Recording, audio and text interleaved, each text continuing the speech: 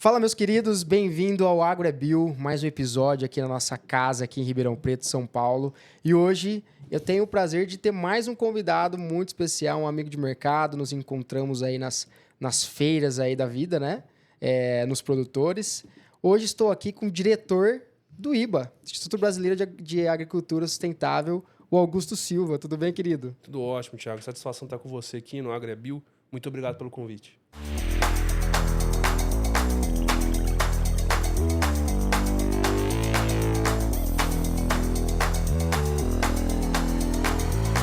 Eu que agradeço a sua presença, sua agenda corrida. O homem tá aqui agora, mas antes estava em treinamento, né? Consultorias e por aí. Então, agradeço muito, Augusto. E, Augusto, geralmente nós começamos aí, cara, se apresenta, tal. Eu vou te perguntar isso também, mas, cara, você é um comunicador, te sigo nas redes sociais, gosto muito dos seus vídeos, compartilho. E me considero um comunicador também, do podcast e tudo mais. E uma questão que eu acho que nós temos aí que pensar em conjunto, né? Não só nós dois, mas os comunicadores do agro. Como comunicadores, cara, como que você vê um caminho aí pra gente saciar o anseio, né, da sociedade, né? As exigências da sociedade com essa sustentabilidade que nós também pregamos e outras coisas que a gente vê que são desinformações, com as exigências do campo, as exigências do agro. Como que você vê que a gente pode trilhar esse caminho e ajudar a sociedade e o agro, cara? Cara, é um desafio grande porque nós precisamos comunicar um conteúdo bom de uma forma que esse conteúdo seja atraente também, né? Então, um conceito que se utiliza muito é o infotenimento. Então, alguns utilizam várias estratégias, né? Agora, isso é um linear tênue, né? Então, a gente precisa ser interessante, ao mesmo tempo a gente não pode fazer promessas milagrosas ou falar coisas que não são verdade, né? Mas nós precisamos ter estratégia para que a gente consiga se comunicar e também furar a bolha do agro e comunicar com um público maior. É um desafio, a gente tem que equilibrar o conteúdo, a forma que vai ser passada, com a estratégia, né?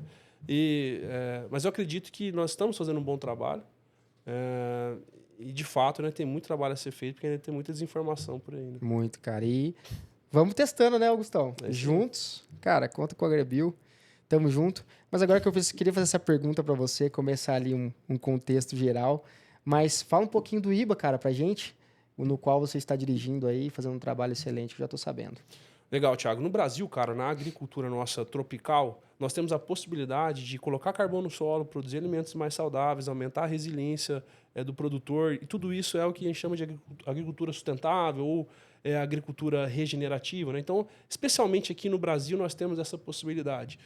E o Antônio Teixeira, que é o meu pai, fundou o Instituto em 2018 e desde então estou junto com ele como diretor. É o Instituto Brasileiro de Agricultura Sustentável, é uma instituição no terceiro setor, sem fins lucrativos, e o nosso principal propósito é justamente avançar com essa pauta.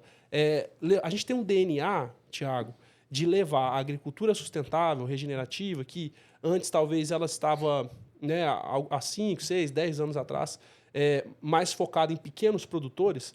Mas o nosso intuito com o IBA foi justamente levar para grandes produtores e viabilizar uma produção mais sustentável em grandes produtores. Porque, por exemplo, o impacto de carbono num produtor pequeno, ele é X. Num produtor gigante, é muito maior. Então, a gente consegue avançar mais naquilo que a gente tem de propósito. Né? Que é o grande, vamos falar, é o grande preconceito, às vezes, né, quando a gente vai falar, né, você, assim como eu, a gente fala muito de biológico, sustentabilidade, regenerativa e tal. O pessoal fala, beleza, fazendo uma estufa, fazendo um pequeno produtor, tem o caminho X mais fácil. E aqui? E aqui em casa, meu amigão, na usina, no produtor? E que bacana essa iniciativa. E aproveitando isso aí, você falou de agricultura regenerativa, agricultura sustentável. Qual que é o conceito, qual que é a diferença desses dois conceitos? Agricultura regenerativa e agricultura sustentável. Boa pergunta. Quando nós implementamos uma lavoura, uma pastagem, algo assim, antes ali tinha uma vegetação natural, né? Tinha um ecossistema, né? E nós implementamos um agroecossistema, a gente altera a paisagem, né? E com isso, dependendo do tipo de agricultura, se você revolve muito o solo, utiliza muito adubo mineral altamente solúvel, só ele, né? Utiliza muito químico, utiliza pouco biológico, etc., você pode, de alguma forma, degradar aquele sistema, perder carbono, perder biodiversidade, né? Perder matéria orgânica. Então, com isso, você tem um espaço para você regenerar. Então, pegar o carbono que está na atmosfera, colocar no solo, aumentar a biodiversidade. Né? Então, muitas áreas no Brasil têm esse potencial de regenerar porque ela foi de alguma forma degradada, né? Em algum estágio degradada.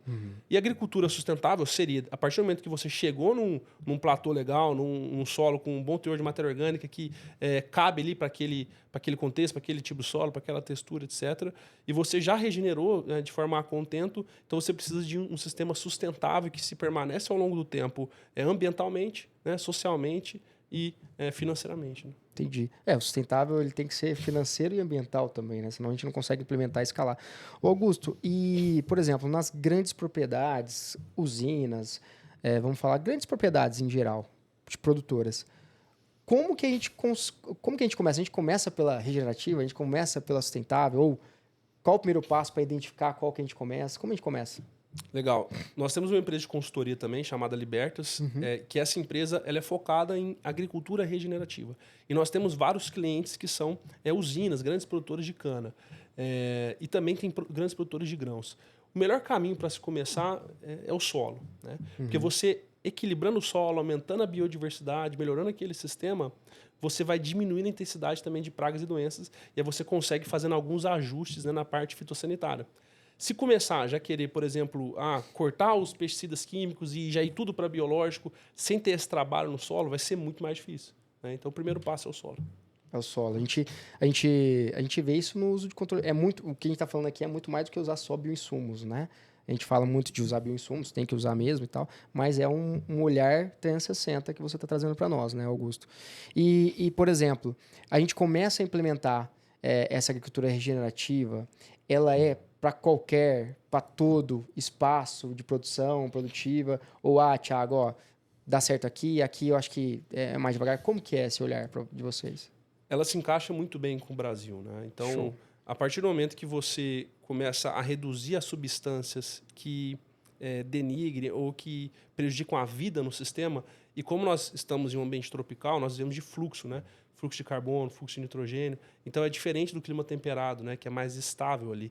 Então, quando uma hora a gente tiver esse fluxo, micro-organismos do solo, com bastante carbono ali, com saldo positivo de carbono e nitrogênio, né? E você eliminando as substâncias que inibem essa vida, você consegue alcançar boas produtividades, né? Não precisa necessariamente ser o recordista de produtividade, mas boas produtividades com custos controlados e também com uma maior resiliência, né, a estresses hídricos. O agro passa por um momento complicado, né, esse ano, 2024, e o nosso maior ativo hoje, a gente deve estar conversando antes, né, o nosso maior ativo dentro da fazenda, de qualquer propriedade, é o solo, né, Augusto? Cara, o que você acha, você que anda as fazendas, anda várias empresas aí, o que você acha que o produtor brasileiro, vamos falar assim, ou porque vocês conhecem, peca mais em relação ao cuidado do solo hoje? Cara, o solo nosso, né? A gente aprende lá na faculdade sobre a CTC, né? Super importante CTC. Os nossos solos altamente intemperizados, né? A maior parte aí, 60%, 70%, 80% da nossa CTC é oriunda da matéria orgânica. Então, ela é especialmente importante aqui para nós, né? A argila 1:1, solos altamente intemperizados. Então, com isso, a matéria orgânica, ela se torna, e o carbono em si, a estrela desse jogo. E aí, se você revolve o solo, e a gente entende que em alguns momentos precisa, porque ele está compactado e tudo mais, mas a gente tem que ter um manejo para evitar isso. Isso é bastante antigo, agricultura conservacionista, movimento plantio direto, etc. Você expõe aquele carbono que está mais estável, protegido ali, dentro dos macro e microagregados, você expõe essa matéria orgânica oxida, e essa matéria orgânica é o que dá capacidade de reter água, diversidade biológica, reciclagem de nutrientes e tudo mais. Então, você perde aquilo que você demorou algum tempo para construir. Então, preservar é o primeiro caminho. Né? Preservar esse... preciso fazer um revolvimento? Ok. Então, que se faça uma boa correção química em profundidade. Depois do revolvimento, você implemente algumas plantas de cobertura com sistema radicular fasciculado, por exemplo, para reagregar, reestruturar aquele solo. E tente, né, com manejo, não precisar revolver mais. Né? Aí já é um primeiro grande passo. Excelente, cara. E aí, isso é algo que não é feito... Você fala que deveria se fazer mais, é isso que você está falando? Isso deveria se fazer menos, né? Menos, desculpa, menos. Exato. Entendi. E a gente fala, eu vejo até nos seus vídeos, né, falar de, cara, sequestrar o carbono para o solo e tudo mais. Como que a gente faz isso de uma melhor forma, cara? De uma forma mais na prática, assim mesmo. Legal. O produtor rural, ele precisa entender o saldo de carbono e de nitrogênio do sistema produtivo dele, Para a matéria orgânica ela se estabilizar no solo, você também precisa de nitrogênio, precisa de uma relação CN adequada. Então você precisa de saldo de carbono, ou seja, você precisa entregar mais carbono que o seu sistema, de certa forma, que o seu sistema oxida, né, ou perde esse CO2, você precisa entregar bastante massa e principalmente raiz, porque a palhada, uma pequena porcentagem da palhada vai para o solo aquele carbono, boa parte, né, é volatilizado. Agora, a raiz, né, a porcentagem, a taxa de conversão do carbono da raiz em carbono estável no solo é muito maior, já está ali no solo. Então você precisa ter culturas que entregam carbono em toneladas por hectare a contento no ciclo, e você também pode fazer adubação orgânica e manter o saldo de N e todo o equilíbrio químico também, precisa de oxigênio. E aí você começa a chegar numa equação onde você consegue começar gradativamente a colocar mais carbono no solo, né? E isso traz vários benefícios. Né? E você falou da equação, cara. Até vi uma palestra sua, você falando de calcular o carbono, né? Cara, como é exatamente esse conceito, a forma de calcular esse carbono aí no ciclo da cultura ser implementado? Cara, vamos pensar, por exemplo, nós temos alguns clientes que utilizam compostagem, né? Então, eles jogam de 6 a 10 toneladas de composto por hectare. Vamos supor que tem 30 a 40% de carbono nesse composto. Então, isso entra. Se eu faço alguma adubação com ênfase biológica em carbono, entra no saldo. As plantas que eu tenho no sistema, se eu tenho só soja e milho, por exemplo, sem fazer uma rotação, sem fazer um milho consorciado com braquiária, muito possivelmente, a não ser que se eu tiver uma produtividade muito alta nas duas culturas, se eu não tiver nenhum tipo de intempérie climática, eu vou ter um saldo positivo. Que o meu sistema ele precisa que você entregue para ele 13, 14, 15 toneladas de matéria seca. Então você precisa de plantas que ficam palhadas, você precisa entregar carbono para o sistema, e aí você faz a conta do índice de colheita. Então, quando você produz X de soja, o quanto que sai de carbono, quanto fica. Quando você produz X de milho, se eu colocar a braquiária consorciada com milho, eu aumento o que fica de carbono. Raiz fasciculada é uma raiz que vai ter uma taxa de conversão maior daquele carbono para ficar no solo. Faço uma adubação orgânica de qualidade. Vamos supor que você chega num cálculo que o teu sistema vai consumir aí 12, 13 toneladas de matéria seca, e aí você faz o cálculo dos incrementos que você fez, sempre olhando também para a química, porque para você ter taxa de conversão, eficiência de transformar aquele carbono que está na palhada ou no adubo orgânico em carbono estável no solo, você precisa de uma química também, bons teores de cálcio, magnésio, fósforo, nitrogênio, para que você consiga aproveitar da melhor forma. Cara, e esse olhar, o Augusto 360, né, cara? A gente vê ele muito no campo, mas não é a maioria, porque dá trabalho. Você concorda com isso ou não? Com certeza, né? Não é nem que dá trabalho, né? Acho que o termo nem é esse. Eu acho que fica mais complexo e, assim, o dia a dia, às vezes, não consegue se implementar. E hoje a gente vê o Brasil indo nessa sustentabilidade em relação aos bioinsumos, né? Somos líderes, os que mais utilizam e tudo mais. Então, esse olhar, 360, mais 360, né? É o nome que eu estou colocando aqui agora, tá? À medida que ele cresce no Brasil, a eficiência de todo esse movimento que nós temos aí dos bioinsumos, ele vai melhorar muito, então, na sua cabeça. Com certeza. Esse olhar 360 a gente costuma chamar de olhar holístico, que é entender a produção de forma mais ampla e não um fator isolado. Tipo, eu coloquei o nitrogênio. Peraí, mas é uma cadeia muito complexa, né? E com certeza, quando você tem mais biologia, você tem um solo que tem um microbioma mais rico ali, por exemplo, ele troca vários serviços com as plantas, como, por exemplo, de defesa da planta e tudo mais. E nós sabemos que os bioinsumos, né, quando eles encontram um ambiente mais favorável, com certeza vai ter um resultado melhor. Inclusive, nós temos vários clientes que já estão reduzindo o uso de pesticidas químicos, usando bastante insumos biológicos, bioinsumos e todo um manejo e alcançando excelentes resultados, né? E trazendo rentabilidade. Com certeza. Cara, como assim, ó, você falou, né, várias formas e tal, mas se a gente for direto, uma pergunta direta, assim, ó, como a gente implementa a rentabilidade, essa agricultura mais esse olhar mais holístico, onde a gente consiga ter a rentabilidade e num prazo mais curto? Mais curto. Perfeito. Por exemplo, no sistema de grãos, que é o que eu tenho um pouco mais de conhecimento.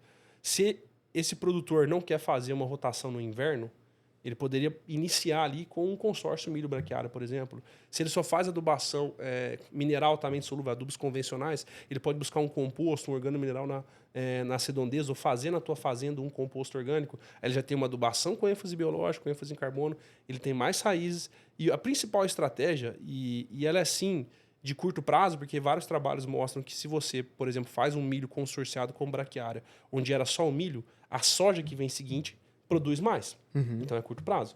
Mas também é longo prazo. E a principal estratégia são volume radicular e diversidade radicular no seu sistema. Quanto mais raízes e volumes de raízes e raízes diferentes, você vai entregar exudados radiculares que vão potencializar toda a biologia, todos os bioinsumos que tem ali naturalmente naquele sistema, e você vai ter uma eficiência muito alta. Então, raízes diferentes e volume de raízes. Né? Isso talvez seja a principal estratégia. Não, excelente. E a gente sabe que pegar um pouquinho de solo na mão, colocar, tem milhões, bilhões, né, de micro-organismos ali. E a gente vê no movimento do mercado, a gente tem muito blends de micro-organismos, produtos, né? Tem blends e tudo mais. Tem a questão dos compostos que você colocou, também são enriquecidos com micro-organismos também. Como que você dá essa visão? Fala assim, cara, a gente tem que jogar micro-organismo, vamos jogar tudo, ou não, tem um meio de fazer, uma forma de fazer. Como que você enxerga esse mix de micro-organismos que nós estamos utilizando hoje? Vem dando resultado, mas tem uma forma de melhorar? Cara, eu acredito em duas linhas. Você potencializar a biologia que você tem no teu solo natural, com práticas de manejo, entregar, então, alimentos que são pré-bióticos para o solo, e aí um composto pode ser isso, entregar raízes e exudados radiculares, preservar aquela biologia e também utilizar o que tem de mais recente na indústria, de bioinsumos. Então, essas comunidades, né, de micro-organismos, algumas são realmente excelentes produtos e entregam excelentes resultados. Micro-organismos isolados que vão prestar um ou outro serviço para o sistema também vejo como bastante positivo. Né? Vejo como ponto de atenção que nós precisamos ainda entender um pouco melhor essa dinâmica. Então, será que a dose, quais micro-organismos que eu vou aplicar ali vai ter sempre um efeito benéfico ou não? Eu acho que a gente tem uma margem de segurança muito maior, né, com bioinsumos. Agora, ainda assim, vale a pena estudo para entender cada situação. É bastante complexa as interações entre os micro-organismos e tal. E na verdade, hoje tem muita coisa sem resposta também, né? Até pela academia, não só pelo mercado, mas a interação entre micro-organismos, por exemplo, é uma discussão que a gente vê várias pessoas aí de excelente calibre intelectual, vamos falar assim, defendendo um lado e outras pessoas da mesma forma defendendo o outro. E posso passar algumas experiências minhas que, por exemplo, nem sempre o produto que tem mais micro-organismos, ele vai ser melhor em resultado ali naquele campo. E aí, às vezes, não é nem por conta do micro-organismo, nem por conta do agente, mas também pelo manejo, pelo local, né? A gente tem que ver isso. Eu vi um vídeo seu, você falando de um rapaz da soja que tinha feito um manejo nutricional diferente. Não se lembra se era soja, acho que era milho. Ele bateu assim num lado, era lado a lado, Sim. bateu no lado. Conta pra gente um pouquinho daquilo lá, como foi? Cara, tem uma teoria, né, que tem alguns que não gostam, outros que gostam, chamada teoria de trofobiose, né? Que é uma planta bem nutrida nutricionalmente, ela é como se fosse uma planta com vários tijolinhos, né? Ali é uma casa bem formada que tem menos acesso ali a pragas e doenças. E uma planta com desequilíbrio, e desequilíbrio também quer dizer excesso de nutrientes, então excesso também causa desequilíbrio, né? Então a gente tem uma faixa ideal. E eu vejo muitas vezes, por exemplo, resultados de análise de solo, aparece lá, baixo, médio e alto, muito alto. Muito alto é bom? Né? Possivelmente não, então você tem uma faixa. A resposta depende, né? O agrônomo ia falar, depende. Exato, porque quando você tem um teor muito alto de um nutriente na planta ou no solo, você inibe, prejudica toda aquela absorção de nutrientes e a planta ela precisa, pela lei do mínimo, ela precisa do suprimento de todos os macro e micronutrientes para que ela não perca produtividade. Então a teoria da trofobiose traz isso. E como a dinâmica dos nutrientes, principalmente dos micronutrientes, é bastante complexa no solo, né? Então, às vezes, você tem um micronutriente ali no solo, mas ele não está sendo absorvido pela planta. Então, ali é muito comum, né? Os produtos foliares, nutricionais, quelatizados, etc., com tecnologia, para fazer esse ajuste fino de micronutrientes, por exemplo. E, além disso, foi feita uma indução de resistência, né, com um produto à base de ácido salicílico, que é um hormônio, que regula toda a estratégia de defesa da planta. Então, além de levar a nutrição, esse ajuste fino que a planta ficou, segundo a teoria da trofobiose, menos doce ao ataque de pragas e doenças, se ativou a resistência natural dela, né? Ela produziu mais composto de defesa. Então, de um lado, você batia e não tinha cigarrinho. Do outro lado da estrada, onde não foi feito tratamento, você batia e voava cigarrinho. Então, esse consultor fez esse vídeo, eu achei fantástico, né? E eu enxerguei a teoria na prática ali, né? Cara, e a gente sabe que a adubação ela pode favorecer, né, ou desfavorecer a biologia do solo, né, e de forma significativa, né, Augusto? Cara, quais os cuidados que nós já sabemos hoje que a gente pode potencializar esses micro-organismos, né, essa microbiota que tem no solo, através da adubação? Legal. Olha, é um consenso que as gramíneas não fixam nitrogênio, ok. Agora, conforme você vai andando na estrada, você vê o quanto é exuberante o matagal ao lado das estradas, né? E ninguém adubou aquilo ali. Então, as gramíneas elas têm uma capacidade muito grande de formar micorrizas. Existe um entendimento, uma dinâmica no solo para a planta trocar carbono com aquilo que ela precisa com os micro-organismos. Ela traz micro-organismos e fala, preciso que você me defenda disso aqui, eu preciso que você me traga tal nutriente. E ela entrega carbono que veio da fotossíntese. Agora, quando eu adubo, né, eu preciso entender qual é o impacto desse adubo na biologia do solo. Tem adubos que têm um impacto positivo, tem adubos que têm um impacto mais neutro e tem adubos que têm um impacto mais negativo. Então, por exemplo, adubos nitrogenados, eles são importantes, nós precisamos deles, porque é alta demanda das culturas, etc. Agora, eles têm também um efeito negativo no ciclo do nitrogênio. Por exemplo, eles dissipam, né, afastam as minhocas que levariam aquela matéria orgânica para dentro e potencializariam o ciclo do nitrogênio. As bactérias que teriam um incentivo maior para fixar nitrogênio, elas param de fazer isso. E o adubo nitrogenado, por ele não estar ali ainda dentro de algum organismo vivo, ele está passível de perdas. Então, além disso, você perde. Então, precisamos de adubo nitrogenado, sim. Mas o que eu consegui levar de bioinsumos ali, micro-organismos que vão fornecer nitrogênio, ótimo. O que eu consegui levar de leguminosas para aquele sistema e conseguir fornecer nitrogênio via planta, o que eu consegui levar de composto orgânico, que vai ser menos agressivo, mais amigo à biologia, ótimo, né? Fontes menos agressivas. Então, esse tem que ser o linear. E aí entra a esfera financeira. Então, às vezes, uma ureia está o mais barato. Mas será que eu não consigo fazer uma ureia complexada, por exemplo, com uma tecnologia que vai deixar aquele adubo mais eficiente e mais amigo à biologia? Pode ser que sim. Será que tem uma fonte mais nobre de potássio, em vez de usar o cloreto em algumas situações? Pode ser que vale a pena, entendeu? E aí, existe uma maneira de tudo isso que nós estamos falando aqui em relação aos cuidados do solo, potencializar a biota do solo, de a gente medir ou criar um índice? Até pergunto lá, acho que já ouvi você falando também sobre o índice de solo. Tem a ver com isso? Se não, o que é esse índice de solo? Sim, tem a ver. A maioria dos produtores rurais, infelizmente, não fazem análise de solo. E aqueles que Que é um fazem... crime, né, cara? É. É igual nematóide, né, cara? É incrível, tem gente que fala que não tem nematóide. Você já ouviu falar de produtor? Aqui não tem nematóide. Com certeza difícil. tem, né? Mas bom, desculpa te cortar. Que isso. Cara, aqueles produtores que fazem análise de solo, muitas vezes eles fazem análise química de 0 a 20. E se o solo é química, física e biologia, se eu analiso só a química de 0 a 20, será que eu estou fazendo um bom diagnóstico? Tem um trabalho fantástico da Fundação Mato Grosso, onde quimicamente o solo estava igual. Estava comparando rotação de culturas e um sistema esdrúxulo, que é o soja pousio, horrível, né? Saldo de carbono negativo e tudo mais. Esse sistema, comparado com, por exemplo, a soja e a braquiária no inverno, foi produzindo igual durante 5 anos, a produtividade igual e o solo praticamente igual quimicamente. Só que quando veio uma seca, veio um ano de seca, depois de 5 anos de experimento, a área que tinha a braquiária no inverno produziu 100% a mais e o solo quimicamente igual.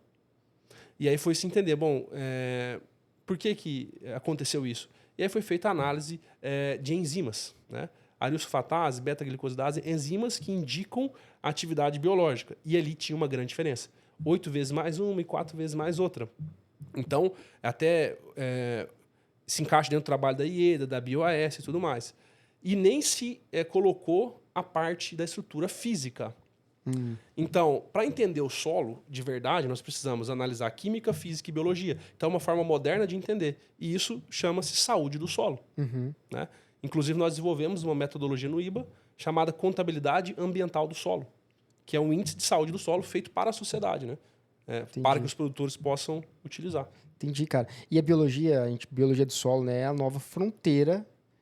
Eu falo muito isso, a biologia do solo é a nova fronteira para a gente expandir, melhorar ali produtividades, escalar o agro sem utilizar mais áreas, por exemplo, né? E, cara, hoje existem metodologias para a gente avaliar a biologia do solo? Com certeza.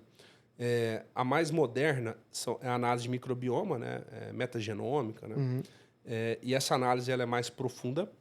Agora ainda não se tem os parâmetros, né? O que é bom, o que é ruim. O que é bastante interessante é você avaliar a evolução daquele talhão com ele mesmo. Então, se ele aumentou a biodiversidade, se ele aumentou o número de micro-organismos benéficos, etc. Você pode também ir para uma linha mais barata, que são as enzimas. Areosfatase, beta-glicosidase, fosfatase ácida, que são bons indicadores de qualidade do solo, né? Hoje eu vejo essas duas linhas. E tem uma muito interessante que nós fazemos na CAS, que é a colonização de fungos micorrízicos arbusculares. É uma análise que pouca gente faz, mas é um indicador fantástico de, Como que é feito essa de análise? qualidade. Tem algumas formas, ela é bem manual, né? Então, em laboratório tem que ser feita a contagem mesmo. Então, tá. o profissional tem que dominar o método. É bem complexo mesmo, assim, é difícil, são poucos profissionais que fazem, mas é um excelente indicador. Tem outras formas também, como avaliar alguns metabólitos dela e não são análises tão precisas, mas são mais baratas, né? Que mostram indícios de alguns micro-organismos, né? X ou Y. Isso. Então, eu perguntei, a gente fala muito de metagenômica, né? A metagenômica hoje, ela tem um padrão confiável na sua visão, o Augusto? Ou a gente precisa... nós estamos construindo como mercado? O que você acha sobre isso? Eu acho que nós estamos construindo e acho também que quando você avalia o próprio talhão com ele mesmo e a evolução dele ao longo do tempo, você pode tirar importantes ensinamentos e lições ali. Agora, para você trazer parâmetros do que é bom, médio e ruim a nível nacional, estadual, isso eu vejo que ainda está bem distante. Entendi. Isso está em pesquisa, né, hoje. Gente, ó. Show de bola, Augusto. Cara, que bacana. Me fala uma coisa, Augusto. Hoje, eu vi que você há pouco tempo esteve nos Estados Unidos, né? Até conversei com um amigo meu que estava com você, o Edivando. Ele compartilhou um pouco. Cara, como foi a experiência nos Estados Unidos em relação às fazendas, produtividade? O que você viu diferente lá que nós poderíamos debater aqui de forma... Cara, eu voltei com um problema no nervo ciático, porque o Edivandro me levou para correr 3 vezes. Ele é né? atleta, viu? Um abraço pro Edivandro aí. Um abraço, Edivandro. E, cara, o que me surpreendeu, o que mais ficou para mim é como o agricultor brasileiro e o agrônomo brasileiro é bom. Porque a complexidade produtiva lá é muito menor. Então, a soja ali, a soja estava ali plantada no final do seu ciclo. Cara, simplesmente eles plantam a soja e deixam lá. Então, tinha um fitopatologista que ele não achou uma doença. Nossa. Então, ali, a aplicação de fungicidas, tem muitos produtores que não fazem, não precisa fazer. Nem inoculante eles fazem, está inodulando super bem, está produzindo 100 sacos de soja, um solo com a predominância argila 2:1, CTC natural altíssima. Então, a impressão que fica é que a complexidade da nossa agricultura é muito alta, o que faz com que os agrônomos e os agricultores tenham que se capacitar muito mais ao longo do tempo e nos coloca, de fato, como uma liderança de tecnologia e de conhecimento. Mas você viu alguma coisa lá? Lá o pessoal estava até dividindo comigo, né? Tem a neve, né? Que chega lá e acaba com os patógenos, vamos falar, né? Mas você viu alguma coisa lá, por exemplo, vamos 2 perguntas aí. Uma que a gente pode aprender com eles e outra que eles podem aprender com a gente aqui, devem? Cara, o principal que nós precisamos aprender com eles é que lá vários produtores, eles caminham 5 quilômetros com a soja deles e eles já escoam, né? Seja num trem, seja em algum... A logística favorecida, né? Cara, fantástico. Então, assim, o agricultor brasileiro sofre muito, né, com a logística e eu vejo que isso deveria ser prioridade máxima para um projeto de Estado. Como é que você tem uma logística que nós temos no Mato Grosso, por exemplo, coração produtivo do Brasil? Né? Nós precisamos melhorar muito a nossa logística e isso deveria ser prioridade máxima. Eu não consigo entender como não é. E também a parte dos maquinários, eles são bastante envolvidos nisso, né? Eles têm uma organização do sistema produtivo talvez maior do que a nossa, né? Mas a parte de conhecimento técnico, a impressão que ficou para mim é que nós estamos bem à frente. Estamos bem à frente, cara. Que bacana e engraçado, né, cara? A gente vê vários vídeos, né? Você, assim como eu, se posicionou na internet falando sobre o pessoal falando das queimadas, né? A gente vê várias coisas que tudo é culpa do agro, tudo. Infelizmente, eu imagino eu acho, né, que também às vezes tem muita coisa de viés político, mas você vê que o pessoal que não está ali no dia a dia do agro, né, como a gente, que não são profissionais do agro, eles nem imaginam que o agro faz parte da vida deles, cara. É engraçado, a gente brinca, né, que tem que falar pro seu filho, né, pro Enzo, o pessoal usa muito esse nome, né, pro Enzo, que o leite não vem da caixinha, mas não é isso não, cara, isso não é o problema não. O problema é que tem adulto que acham que coisas a gente consegue se assimilar com leite na caixinha. Não que acha que vem o leite da caixinha, mas coisas, tipo assim, cara, não sei que o algodão é produzido do agro, o algodão. Então, e para você ver, isso mostra a força do agro, né? O agro, hoje, ele representa mais de 21% do PIB brasileiro, emprega mais de 28 milhões de pessoas, é líder em várias produções, né? Soja, açúcar, né? Produção e exportação. De 10 copos de suco de laranja bebidos no mundo, o Brasil, 8 vem do Brasil, né? O que mais que o agro se destaca aí, Augusto? Lembra aí? No café, né? Na soja ali também. No milho, acho que a gente pode avançar mais, porque o milho é um mercado bem descentralizado, né? Acho que o Brasil tem que investir bastante em milho. Eu vejo que na soja nós estamos um pouco no risco, né? Uhum. A maior parte da soja vai para a China, né? Uhum. E então é um trabalho que vem ser feito por alguns profissionais de aumentar a relevância do Brasil no milho, né? Eu vejo isso como bastante importante. E a gente está falando aqui de aumentar a relevância, mas não é que está em quinto, Não, quarto. tá super bem. O que não está em primeiro está em segundo ou terceiro, pessoal. Então, o agro, eu acho que eu gosto muito de futebol, então o que o brasileiro vestia a camisa da seleção lá nos anos 90, por exemplo, cara, tinha que vestir do agro, né? É o nosso carro-chefe, é o que auxilia, né? Emprega aí uma boa parte da população brasileira e representa bastante parte do PIB nosso, né?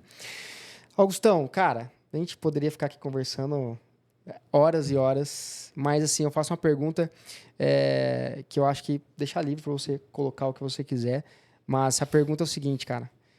O que você mais faz aí para o agro ser mais bio? Cara, o que eu mais faço é estudar todos os dias, aprimorar o nosso time, aprender na prática formas de levar a agricultura regenerativa para o produtor, principalmente em larga escala, sem que ele perca rentabilidade no curto prazo, porque a segurança do aumento de rentabilidade no médio e longo prazo é muito alta. Agora, a gente precisa ter muita estratégia, muito conhecimento para conseguir fazer essa migração para o modelo mais regenerativo sem perder produtividade. Então, nosso time precisa estar sempre estudando, aprendendo na prática, sem medo de quebrar paradigmas, né? Então, a maior contribuição que eu entrego junto com o nosso time da Libertas é estar ao lado do agricultor, que eu concordo com tudo que você falou. O agricultor, ele é um herói, né?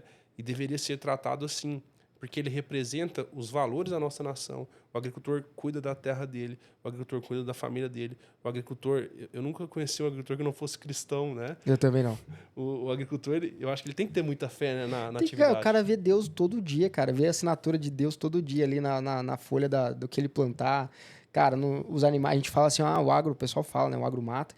Cara, que mata? Você pega vários lugares aí, o tanto de animal silvestre que tem. Cara, é muito bonito. Então não tem como o cara ser ateu, né, Augusto? Não tem como. Com certeza, cara. Ele lida direto com a natureza, que é a criação.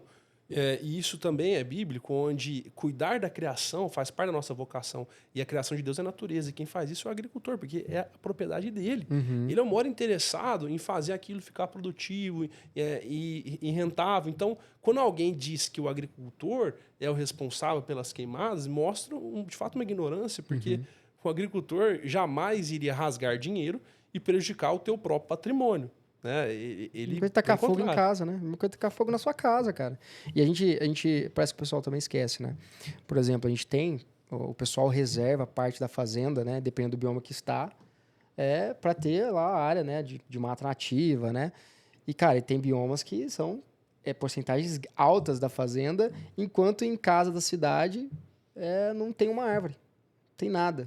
Né? Inclusive, teria que ter essa lei para a cidade também, né, Com certeza. Toda casa ter X% ter uma árvore nativa lá. Com certeza. Acho que o pessoal ia entender um pouco mais o que é preservar, visto que a cidade também era uma floresta, não é? Com certeza, cara. Então, seria super importante até para a qualidade de vida das pessoas e melhorar o clima, né? E também para o pessoal mais urbano sentir na pele, né? Isso, com certeza. E Augusto, perguntando, né, dentro da sua resposta aí, o que você faz por agro ser mais bio, eu perguntei, mas eu já sei, tá? Só pra gente deixar aqui público. Mas qual que é a principal dificuldade que você enfrenta no dia a dia, cara, para implementar tudo isso aí, para fazer o agro ser mais bio? E lembrando, quando a gente fala do agro ser mais bio, pessoal, não é bio só de biológicos, né? Apesar de a gente dar muita ênfase nisso nos episódios. Mas bio é vida, né? Então o agro é vida, cara. O agro ele traz vida, ele tá no dia a dia das nossas vidas, não só no Brasil, mas no mundo inteiro. Qual que é a dificuldade que você encontra aí no dia a dia, cara? Cara, nós precisamos, para tudo acontecer, né, para que a teoria, né, que vem sendo desenvolvida se implemente na prática ali com o agricultor. E a interação de um consultor com o agricultor, ela também envolve a questão técnica, mas também a questão de relacionamento, a questão de você conseguir comunicar de forma clara para o agricultor, para o tomador de decisão, o caminho a seguir. Então, formar pessoas que, estão engajadas de fato com uma causa maior, dois, tem vontade de fazer, né, e tem vontade de aprender e tem palavra, né, que honra a palavra. Né? Então, Fio do bigode, né? O fio do bigode. Então, as pessoas, a formação de pessoas no agronegócio, eu vejo que é um desafio grande e nós temos que trabalhar bastante em cima disso, porque o nosso agro precisa de novas lideranças, o nosso agro precisa de novos profissionais com caixa, com costa larga, para assumir grandes responsabilidades e grandes projetos. E assim, cara, uma preocupação que, inclusive, o Agro é Bio, né? Eu acho que os comunicadores também do agro devem ter essa preocupação. O Agro é Bio saiu também de uma preocupação nesse sentido, a gente precisa conversar mais com a sociedade, nós do agro. A gente precisa comunicar também para a sociedade. Eu vejo que a gente nunca fez muito questão, eu sinto que está mudando bastante isso. E a gente precisa comunicar por quê? Cara, primeiro, eu tive com a Letícia, né, Jacinto, que faz o De Olho no Material Escolar, e ela passa dados que são assustadores, né? Então, dados que praticamente o material escolar, ele fala mal do agro sem embasamento científico. Tem lá as porcentagens, mas basicamente, em resumo, é isso, de uma forma bem superficial. Como que a gente vai ter profissionais, né? Se ele cresce ouvindo mal do agro, quando ele fica adulto, né? Que já tem a opinião formada, negativa, ele é bombardeado por notícias, às vezes, também sem embasamento. Então, a gente precisa comunicar mais com a sociedade, até porque, para ir nesse ponto que você falou, de formar profissionais, trazer pessoas para perto, e também a pressão pública, cara, a gente tem que fazer questão, a pressão pública pode nos atrapalhar. Políticas mal feitas por essas pessoas que estão crescendo pode nos atrapalhar. Então, isso impacta a comunicação no agro para a sociedade, na minha visão, tem que ser feita de uma forma mais robusta, inclusive, para a gente ajudar nesse ponto. Com certeza. Então, deixo meus parabéns ao pessoal que está trabalhando no material escolar, né? Muito importante, é a base, né? Uhum. Então, também a mídia, né? Porque muitas pessoas elas têm acesso àquelas informações e elas moldam a forma dela de ver o mundo com base nas informações que elas recebem. Sim. Então, às vezes, não é nem por mal, mas foi aquilo que o meio dela, o ambiente dela comunicou a ela, na televisão, no jornal, na escola, etc. Então, é crucial, principalmente para o médio e longo prazo, esse trabalho extremamente importante. Uhum. Se ele não for feito, de fato, tudo vai por terra e corre todos esses riscos, cara. Eu concordo 100% contigo. Show. Augusto, deixa um último recado aí para nossa audiência, cara. Bom, Thiago, obrigado pelo convite, obrigado ao Agro é Bio. Parabéns por todo o trabalho que você tem feito, excelente. Né? E muito feliz de estar aqui, de ter essa conversa sobre esse tema que vem crescendo muito, que é a agricultura regenerativa, agricultura sustentável, que vejo que é um DNA muito forte do Brasil, né? É muito positivo para o agricultor e eu enxergo, de fato, um mundo melhor no futuro, uma sociedade mais justa, mais fraterna, mais próspera através do agronegócio. O agronegócio sustentável sendo um catalisador de mudanças positivas não só para o Brasil, mas para o mundo inteiro, ajudando fortemente a solucionar problemas climáticos mundiais, fomentando a economia do Brasil e colocando onde a gente merece, né, que é um lugar de liderança e produzir alimentos mais saudáveis. No fim da linha, solucionando os principais problemas da sociedade, que é a fome, a miséria e as doenças. Então, o agronegócio sustentável, ele tem esse poder e acredito que é o único setor da sociedade que tem isso. Isso já é uma missão muito importante para todos nós e fico muito feliz de ter um parceiro como você nessa missão. Eu que agradeço, cara. Então, assim, se você quer combater fome, quer combater miséria e doenças, e você é contra o agronegócio, cara, você não está fazendo direito. Então, cara, excelente colocação, obrigado. Parabéns. Quero agradecer a sua presença, que sua agenda é corrida. Obrigadão. Te acompanho nas redes sociais. Continue, escale o que você faz, porque faz a diferença positivamente para o nosso agro. E conta com a gente. Tamo junto. Obrigado, tamo Obrigadão. junto. Pessoal, encerramos mais um Agro é Bio com Augusto Silva. E assiste, compartilha, se inscreva no nosso canal. O Agro é Bio. Forte abraço.